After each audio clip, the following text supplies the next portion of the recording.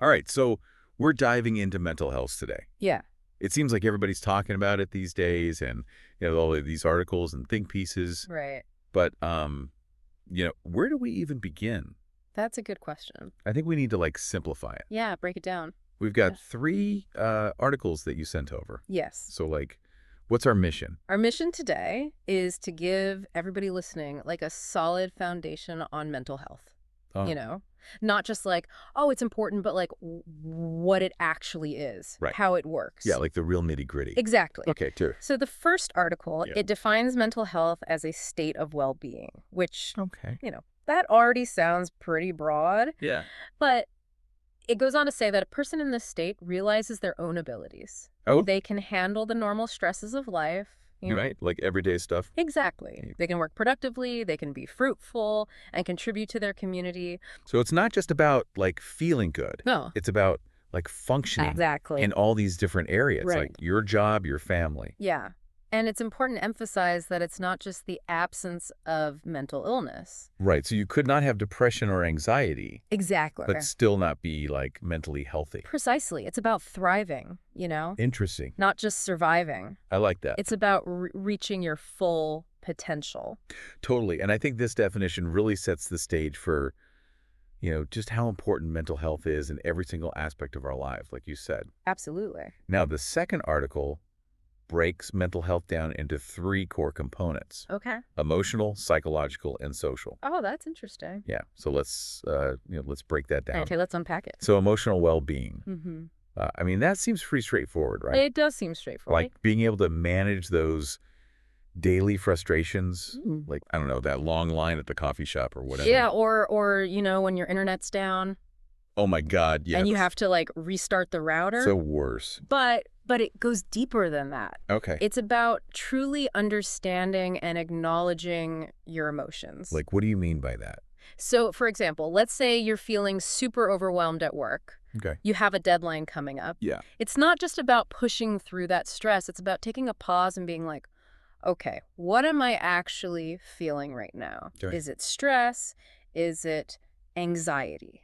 So name it. Exactly. Name it to tame it, as they say. I like that. And then once you've identified it, you can ask yourself, okay, what's causing this? Right. What's the root of it? Exactly. And then from there, you can find healthy ways to cope. Okay. So what would be a healthy way to cope with feeling overwhelmed? Yeah, overwhelmed at work. So many things. You could take a quick break to go for a walk. Oh, yeah, like a mindful walk or something. Exactly. Get some fresh air, maybe do some deep breathing exercises. That's a good one. Or listen to a calming song. Yeah, just something to reset, take you out of that headspace. Precisely. I love that. Yeah. Okay, so that was emotional. Now what about psychological? Psychological well-being. Right.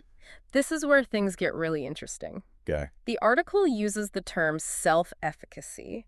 Okay, I've heard that before, but I'm not sure. I can imagine it's not an everyday term. Yeah. It's basically your belief in your ability to handle challenges. Oh, okay. So confidence. Yeah, but it's more than just confidence. It's about knowing that you have the skills and resources to overcome obstacles and achieve your goals. So it's almost I don't know, mental resilience. Yes. That's a great way to put it. When something bad happens, you can bounce back. Exactly. You don't crumble under pressure. You got this. You got it. And this ties into other aspects of psychological well-being, like having a sense of purpose, feeling good about yourself. Right, self-esteem. Exactly. And being able to learn and grow from your experiences. That's key. It's all about that growth mindset. I love that. Yeah. Okay, and then there's the third piece of the puzzle. Social well-being. Ah, yes. This is all about our connections with other people. So friends, family, community. All of that, it's about having those strong, supportive relationships, feeling like you belong. Yeah, you're part of something bigger than yourself. Exactly. And there's fascinating research showing that social connection can actually protect you from stress. Seriously. Tell me more. Studies have found that people with strong social support tend to have lower levels of cortisol, which is the stress hormone. Wow, so it's like having a built-in stress relief system. Exactly. It's like having your own personal buffer against the ups and downs of life. That's amazing. It is pretty incredible. Totally makes sense. It does. So we've got emotional, psychological, social. The 3 pillars. The 3 pillars of mental health. Now, our third article, it gets into The factors that can influence our mental health. Oh, that's a big one. Yeah, and there are a lot, right? Right. It mentions things like biological factors. Genetics. Exactly. And then our life experiences, like what we've been through. Right. Our upbringing, our relationships, all of that. Trauma, good stuff, bad stuff. Exactly. The whole spectrum. And then the social support that we have, which kind of ties back to what we were just talking about. It all connects. Yeah, and I'm really intrigued by this interplay between genetics and life experiences. Ah, that's a fascinating area. So, can you elaborate on that a little bit? Sure. So basically, while your genes can kind of predispose you to certain mental health conditions, Okay. it's not a guarantee. It's not like a life sentence. Gotcha. It's more like they create a possibility, and then your environment and your experiences, they interact with your genes. Okay. And that ultimately shapes your mental health. So, for example, if someone has a family history of anxiety, they might be more likely to develop anxiety themselves. They might be, but it's not a foregone conclusion.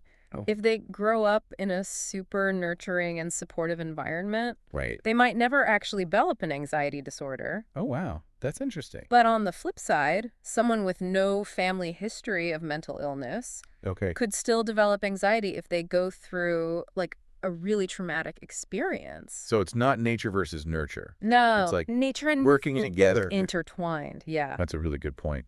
And understanding this interplay is crucial Yeah. because it means that we can actually take steps to protect our mental health. Right. So even if you have a family history of something, it doesn't mean you're doomed. Exactly. You have agency You have the power. to make choices that support your well-being. Awesome. I love that. Yeah. Okay. So now the article also lists some common signs of mental health challenges, Okay. like feeling really sad or down for a long time. Mm. Excessive worrying, like way more than usual, Yeah. changes in sleep patterns, appetite, Yes. difficulty concentrating, Mm-hmm. and withdrawal from social activities, like Yeah. not wanting to see your friends or family. Those are all important things to pay attention to. But, and I think this is important, Yes. these are just potential indicators. What's- This is not a self-diagnosis tool. Absolutely not. Experiencing some of these things from time to time is totally normal. Right, like everyone gets stressed. Exactly. And especially during times of transition or like major life changes. Right, like if you're moving or starting a new job or... Exactly. It's natural to feel a bit off, Yeah. but it's when these feelings become really persistent and intense Okay. and they start interfering with your daily life. Gotcha. That's when it's time to reach out for professional support. Yeah, so context is key. It is. Like, don't freak out if you have one bad day. Right. We all have those. Yeah, for sure. But if it's like weeks or months, then it's a different story. Right. So I think that brings us to the last part of our deep dive, Okay. which is maintaining mental health. Yes. This is the proactive part. Exactly. Like, what can we actually do to take care of ourselves? So the article emphasizes simple but powerful practices Okay. like regular exercise, getting enough sleep. Oh, sleep is so important. It really is. And eating well, right? Absolutely. Nourishing your body nourishes your mind. Totally. And then there are things like practicing mindfulness. Okay. Yeah, I love mindfulness stuff. Me too. It can be a game changer. Like, meditation has helped me so much with my stress levels. Meditation is amazing. And there are so many other mindfulness techniques you can try. Oh, yeah. Like, what else?